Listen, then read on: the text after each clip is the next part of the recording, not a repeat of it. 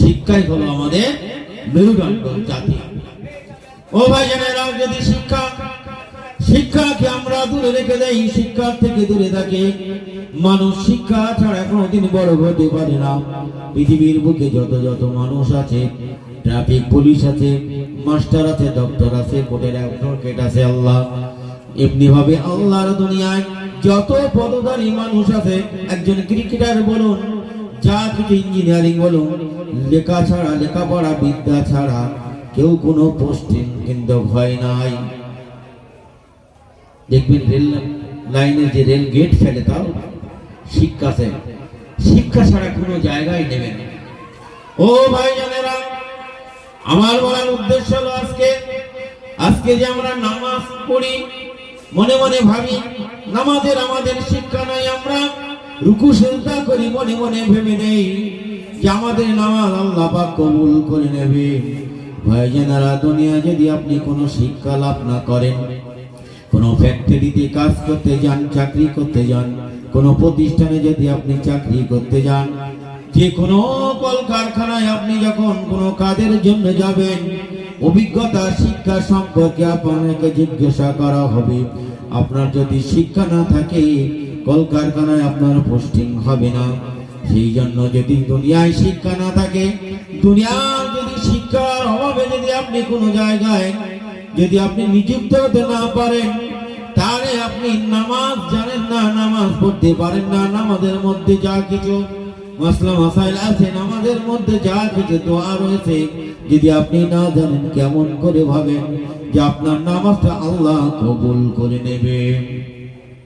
দুনিয়ার কোনো মানুষ যদি শিক্ষার অভাবে আপনাকে যদি নিযুক্ত না করে, তাহলে আল্লাহ কেন আপনাকে নামাজটা গ্রহণ করে নেবে? যে নামাজের ভিতরে এত কিছু জানা রয়েছে, সেই জন্য আমাদেরকে জানতে হবে। ও ভাই জানেরা, অল্প কথায় সময় অনেক হয়ে যায়। একে একে উলামারা আমাদের কাছে আসবেন, তাদের সুমধুর কণ্ঠে অনেক মূল্যবান বক্তব্য রাখবেন। আমি সময় নষ্ট করতে চাই না, একটা দুটো কথা বলার জন্য মুফতি হুজুর আমাদেরকে বলেছেন, আমাকে বলেছেন, অনুরোধ করেছেন, সেজন্য দু একটা কথা আপনাদের কাছে আলোচনা করতে চাই। ভাই জানেরা, আমরা যদি মসজিদে যদি আমরা দেখা দেই আর না দেই, মসজিদের খাটিয়া কিন্তু আমাদেরকে একদিন দেখা করবে, এ কথা কিন্তু ভুলে গেলে চলবে না। ও ভাই জানেরা, আমরা মসজিদে যাই না, যারা মসজিদে যায় আমরা মনে করি ওরা পড়ছে, আমাদের হয়ে যাবে। কি করে থাকে? নামাজ ভুলে, মসজিদ ভুলে কি করে থাকে?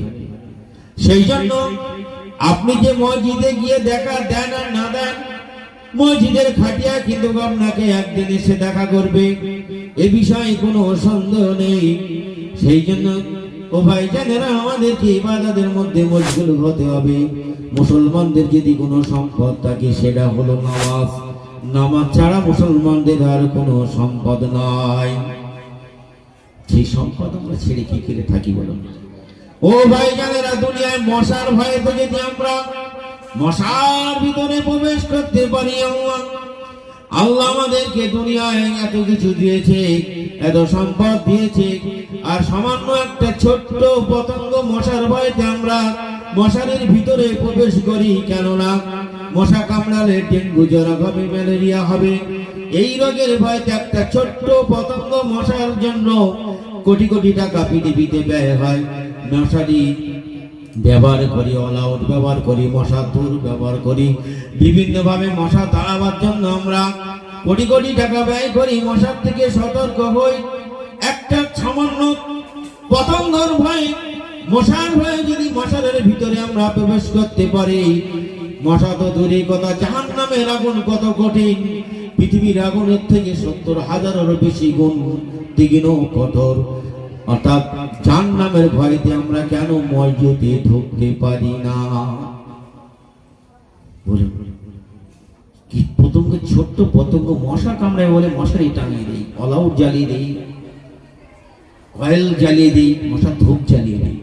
কেন না? মশার কামড়ে ম্যালেরিয়া ডেঙ্গু জ্বর হবে তাই। তাহলে জাহান্নামের ভয়তে আমরা মসজিদে ঢুকতে পারি না কেন? ও ভাই জানেরা, আমাদেরকে নিজেদেরকে প্রশ্ন করে জেনে নিতে হবে যে আমরা কোন পথে চলছি, কোন জায়গায় চলছি। আমাদেরকে জানতে হবে, বুঝতে হবে। আমরা যদি না জানি, না বুঝি, অবহেলায় দিন কাটিয়ে দেই একদিন, দিনের পর দিন এইভাবে চলতে চলতে আপনি শিশু থেকে আপনি যৌবনে কৌশলে পা দেবেন, কৌশল থেকে মধ্যবয়স, তার থেকে একদিন বিদ্যায় পৌঁছে যাবেন, বৃদ্ধ হয়ে যাবেন, আপনার নামাজ পড়া হবে না। তখন তো ঠিক মতন আপনি রুকু সেজদা করতে পারবেন না। তাহলে ভেবে দেখুন, গাছ যদি পুকুরের দিকে হেলে থাকে, ও ভাই জানেরা, গাছের গোড়া যদি আমরা কেটে দেই, গাছটা ডাঙার দিকে পড়বে না পুকুরের দিকে পড়বে? ভালো করে জেনে বুঝে বলুন।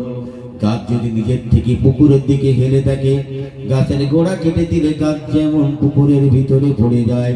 মানুষ যদি জাহান্নামের দিকে হেলে থাকে, কাজকর্ম এমন করে যদি জাহান্নামের দিকে হেলে থাকে, এই কাজ কাটা অর্থাৎ মৃত্যুর পরে সে তার ঠিকানা কোথায় হবে? আমাদেরকে ভেবে চিনতে বলতে হবে। আমরা নিজেরাই আমরা জাহান্নামের দিকে হেলে আছি, অর্থাৎ সেই কাজ করে যাচ্ছি।